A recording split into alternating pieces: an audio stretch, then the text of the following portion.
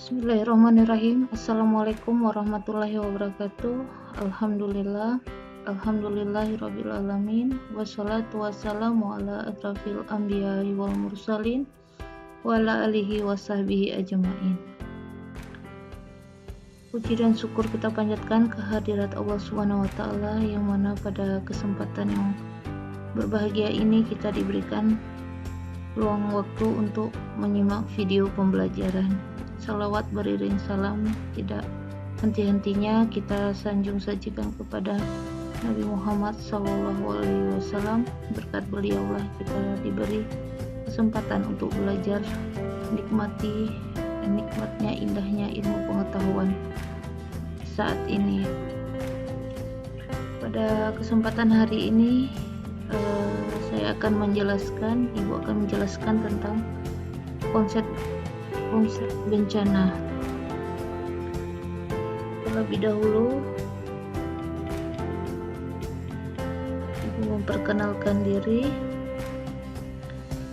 Nama Ibu mungkin sudah tahu ya, yaitu Yeni Rimadeni, SKM MSI, Pendidikan, terakhir S2 Kebencanaan.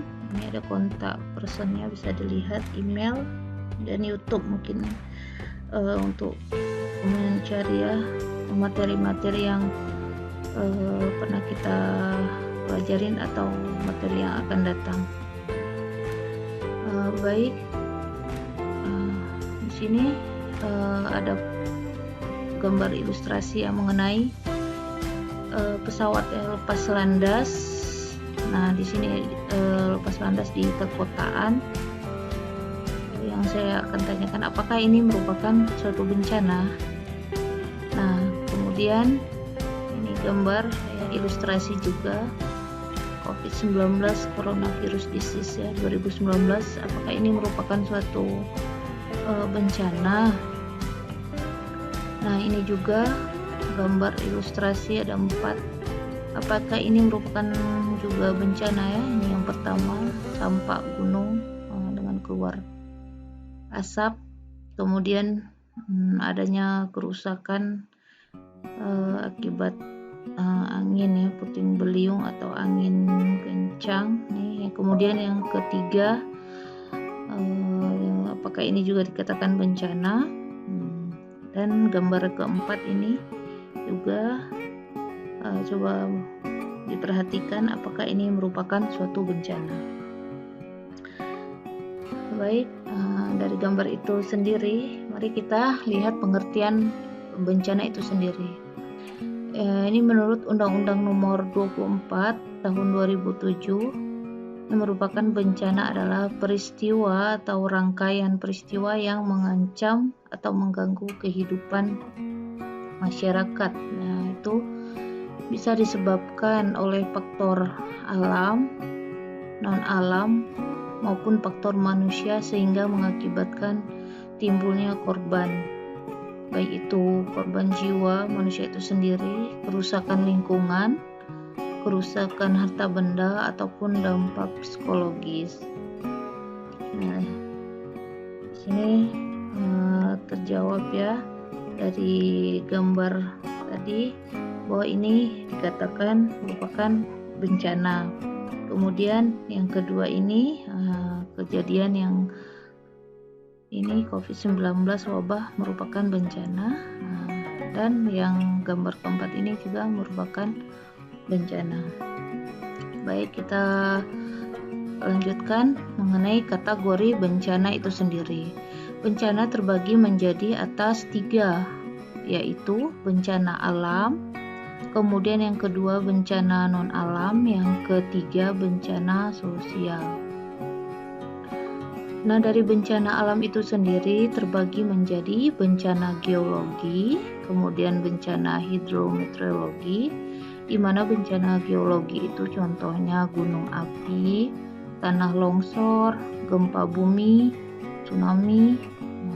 Kemudian contoh dari bencana hidrometeorologi seperti kekeringan, banjir, abrasi, badai, banjir bandang.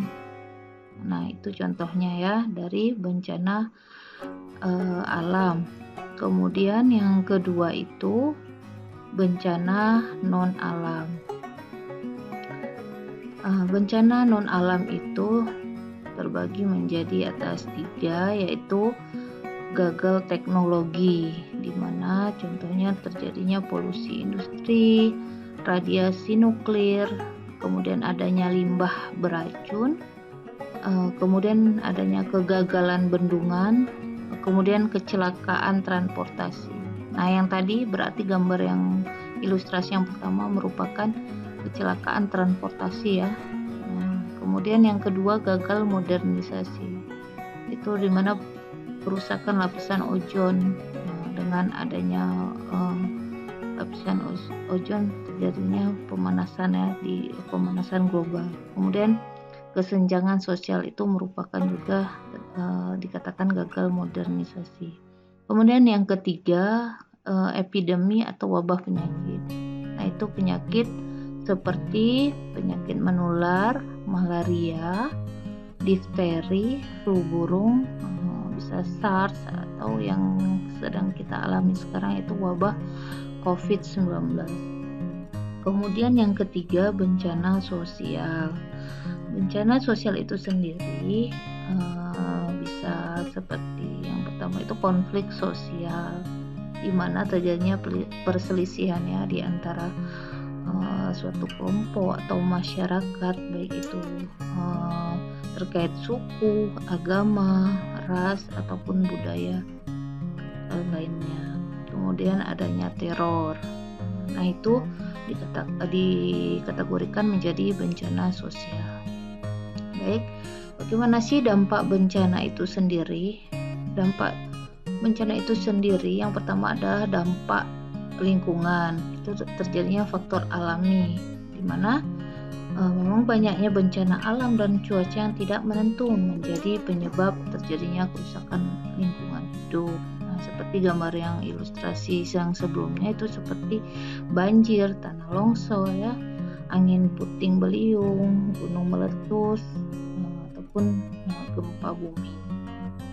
Baik, kemudian dampak lingkungan itu juga adanya faktor buatan.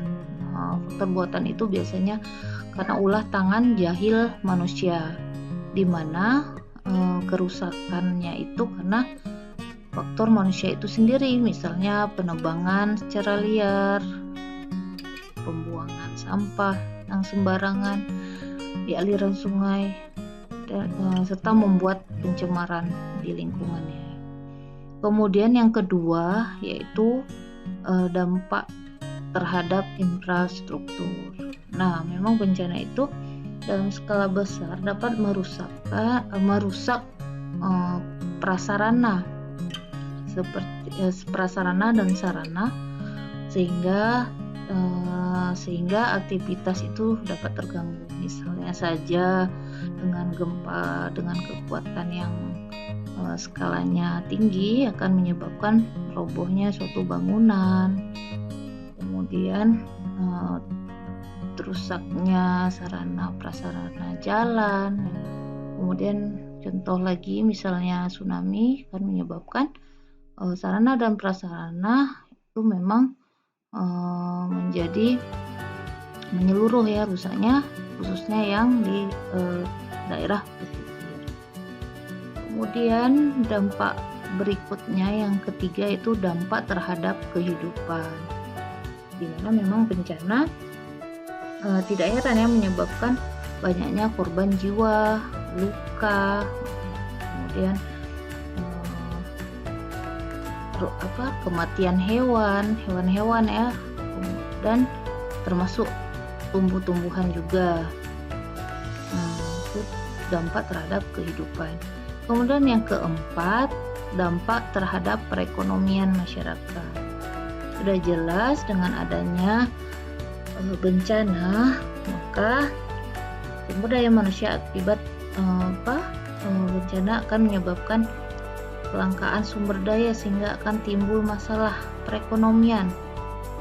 Contoh saja pada saat sekarang yang terjadi pandemi, di mana banyaknya pengangguran ya, PHK, karena pengurangan dari tenaga-tenaga pekerja yang sifatnya yang sudah tidak dibutuhkan lagi. Demikian, itu yaitu contoh dampak terhadap perekonomian.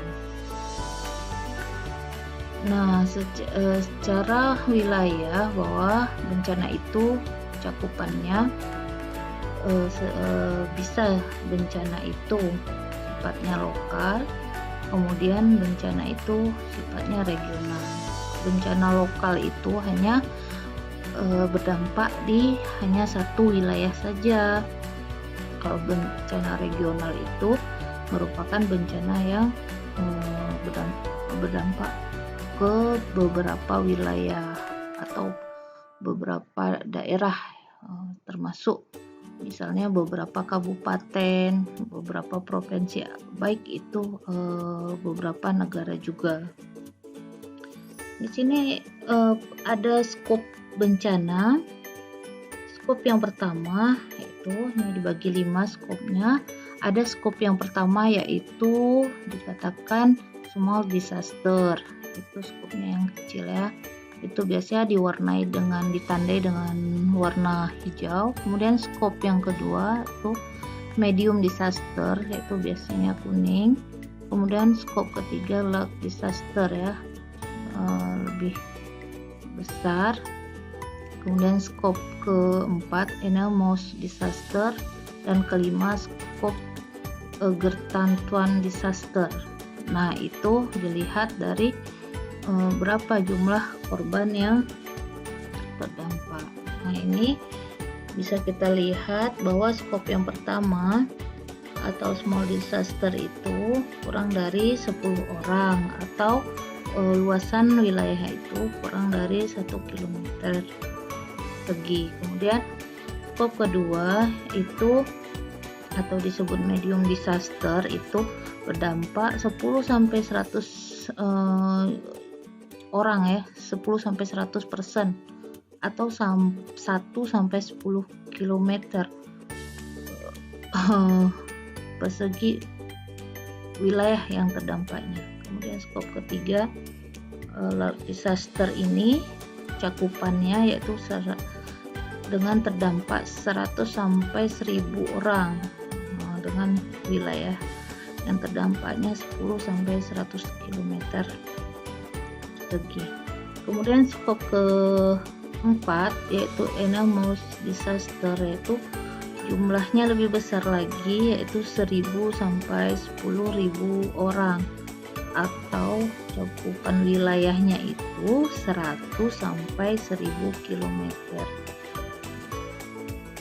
Kemudian skop kelima yang paling besar ya, gargantuan disaster, itu lebih besar dari 10.000 orang. Sangat besar, itu wilayahnya juga lebih besar dari 1000 km yang terdampak, yang merupakan skop dari bencana. Nah, demikian konsep bencana. Mudah-mudahan dapat bermanfaat. Saya tutup. Wabillahi taufiq wal hidayah.